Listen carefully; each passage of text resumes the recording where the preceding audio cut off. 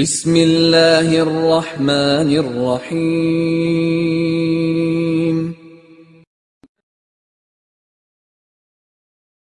اللہ اکبر اللہ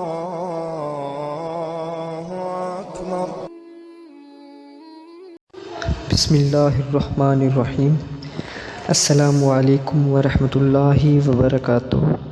آج کی ویڈیو میں اپنے دوستوں کو گردے کی پتھری کا آزمودہ اور مؤثر علاج بتاؤں گا، لیکن اس سے پہلے میں اپنے دوستوں سے ایک گزارش کروں گا کہ اگر آپ نے ابھی تک ہمارا یوٹیوب چینل سبسکرائب نہیں کیا تو پلیز جلدی سے ہمارے چینل کو سبسکرائب کر لیجئے اور ساتھ میں بیل آئیکن کو بھی دبا دیجئے گا تاکہ جب بھی ہم کوئی نئی ویڈیو اپلوڈ کریں تو سب سے پہلے آپ تک پہنچ سکے۔ تو سٹارٹ کرتے ہیں۔ بسم اللہ الرحمن الرحیم۔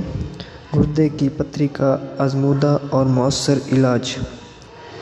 شہد، لیموں کے رس اور زیتون کے تیل کو ایک چمچ آدھے گلاس پانی میں حل کر لیں اور نہار منہ پی لیں۔